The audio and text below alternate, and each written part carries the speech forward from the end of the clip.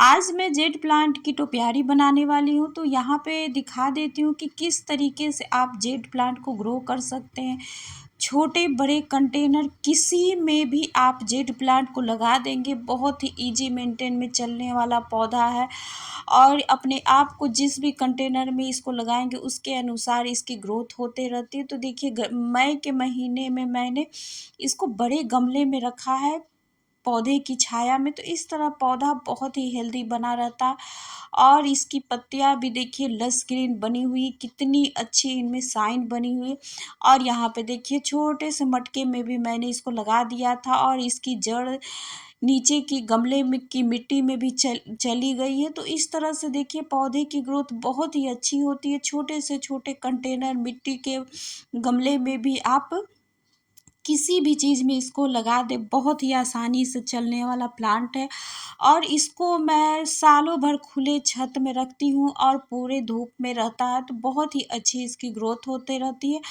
आप इसको बहुत कम धूप में भी ग्रो कर सकते हैं। तो जिस हिसाब से आप अपने पौधे को रखेंगे उस हिसाब से इसकी ग्रोथ होती रहेगी। तो टोपियारी बनाने के लिए मैंने देखिए इस तरह से बड़े गमले में भी मैं जेड प्लांट को लगा देती हूँ। तो इस तरह से बहुत ही अच्छी ग्रोथ होते रहती है और इसको अलग से मिट्टी या खाद देने की भी ज़रूरत नहीं पड़ती है। जिस भी गमले में आप लगा दें बहुत ही आसानी से लग जाता है।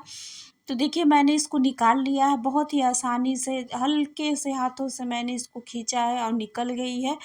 तो इस तरह से इसकी ग्रोथ भी आप लोग देख सकते हैं कि टोपियारी बनाने के लिए बहुत सारे पौधों की ज़रूरत होगी।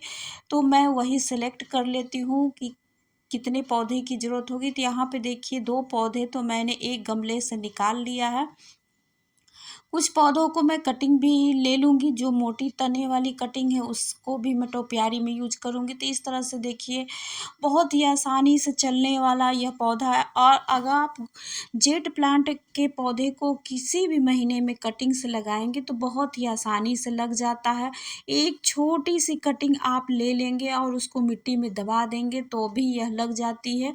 तो यहाँ पे देखिए मैंने टोपियारी के लिए इतने पौधे को कलेक्ट कर लिया है।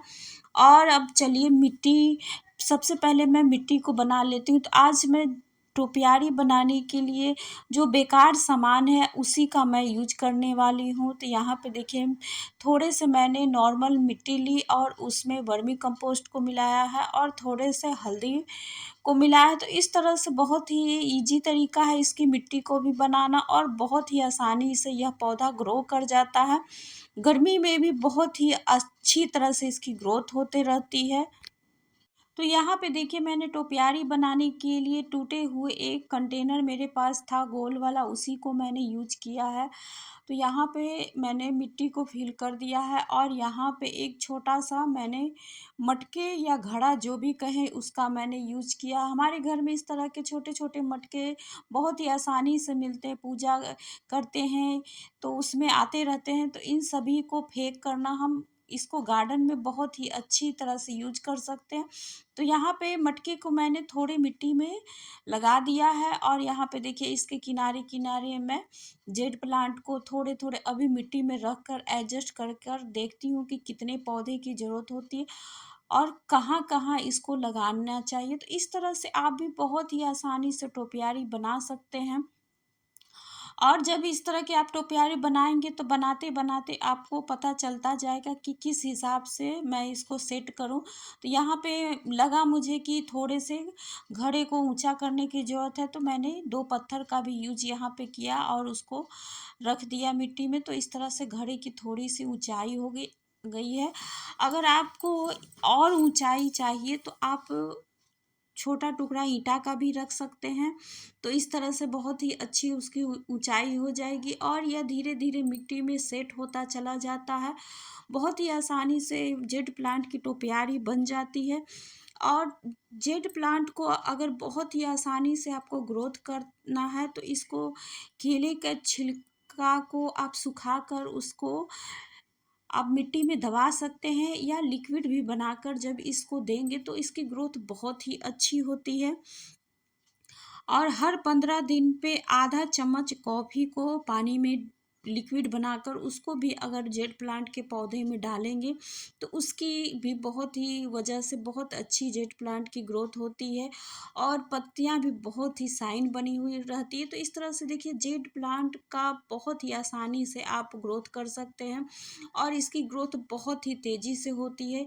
एक पौधा लगा देंगे तो 1 महीने में ही इसकी ग्रोथ बहुत ही ज़्यादा हो जाती है और ऐसा यह हार्डी प्लांट है कि इसको बहुत ही कम पानी की ज़रूरत होती है। यह अपनी पत्तियों और तनों में ही पानी को जमा करके रखता है, तो उसके वजह से आप इसको पानी कम भी देंगे तब भी यह चलता रहेगा और सर्दी में तो 15 दिन पे आप एक बार पानी देंगे तो भी यह आसानी से ग्रो करता रहेगा। तो देखिए यहाँ पे मैंने सारे जेड प्लांट को किनारे में लगा दिया है और यहाँ पे एक पतली सी पोलोथीन की जैसी रस्सी आती है, हरा कलर है, तो मैंने इसको लिया है। इस तरह के जब रस्सी से आप इसको बांधेंगे तो पौधे को कोई नुकसान नहीं होता क्योंकि यह रस्सी एकदम से सॉफ्ट होती है। तो यहाँ पे इसका कलर भी ग्रीन होने की वजह से एकदम से पत्तियों में छिप जाता है और ज़्यादा पता भी नहीं चलेगा। जैसे जैसे पौधा एडजस्ट होगा और उसकी पत्तियां ग्रोथ करते रहेगी, टहनियों का ग्रोथ होगा तो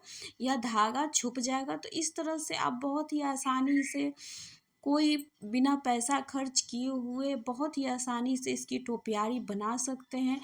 मार्केट में इस तरह की जब हम टोपियारी खरीदने जाएंगे तो बहुत ही महंगे मिलती है और हम इसको आसानी से अपने घर में बना सकते हैं। तो इसको देखिए धीरे धीरे कर कर मैंने घुमा दिया है, घुमाते हुए मैंने इसको एक जहाँ इसको बांधने की ज़रूरत पड़ी मैंने इसको बांध दिया है। तो इस तरह से बहुत ही आसानी से टोपियारी बन जाती है और देखिए पूरे ऊपर तक मैंने इसको बांधा है। तो इस तरह से धीरे धीरे बन जाएगा और अभी यह जो मटकी दिख रही है जब यह पौधा ग्रो करता चले जाएगा तो कब मटकी छिप जाएगी पता ही नहीं चलेगा। और यहाँ पे देखिए बहुत ही आसानी से यह बनता चला जा रहा है, मैंने कोई दबाव नहीं डाला है। इसके टहनियाँ बहुत ही सॉफ्ट और नाजुक होती है, लेकिन आप इसको जिस हिसाब से अगर तार से भी इसको बांधेंगे बोनसाई बनाने के लिए उसमें भी बहुत ही आसानी से यह लचीलेपन की वजह से जिस शेप में आप बनाना चाहेंगे उस हिसाब से यह बनता चला जाता है। तो यहाँ पे देखिए मैंने पूरे घड़े में इसको लपेट दिया है और इस तरह की इसकी लुक आ गई है। तो धीरे धीरे यह कवर करता चला जाएगा और अभी मैंने मिट्टी भी इसमें कम लगाई है। तो जिस हिसाब से देखिए जहाँ जहाँ टहनियाँ अभी कम दिख रही है धीरे धीरे इसको कट करके बहुत ही अच्छी तरह से इसको टोपियारी का मैं धीरे धीरे रूप दे दूंगी। टोपियारी ऐसा नहीं है कि एक बार में बन जाता है, इसको धीरे धीरे इस पे समय देना पड़ता है, इसको धीरे धीरे केयर करना पड़ता है कि किस हिसाब से कहाँ इसको कट करना है, उस हिसाब से इसको करते रहेंगे तो बहुत ही आसानी से धीरे धीरे टोपियारी बन जाएगी। और यहाँ पे देखिए थोड़ी सी मैं मिट्टी फिल कर दे रही हूँ इस तरह कंटेनर में, तो बहुत ही आसानी से आपको टोपियारी बनाने की कोई महंगे कंटेनर की भी ज़रूरत नहीं पड़ेगी। घर में ही अवेलेबल चीज़ों को आप यूज करके आसानी से बना सकते हैं। और यहाँ पे मैं लास्ट में थोड़े से इसको पानी दे रही हूँ, हल्दी मिला हुआ थोड़ा सा मैंने पानी रखा था तो उसी को मैं यहाँ पे दे दे रही हूँ। इस तरह से इसकी जड़ को भी कोई फंगस नहीं लगेगा। वैसे तो मैंने मिट्टी में भी हल्दी मिला दिया है।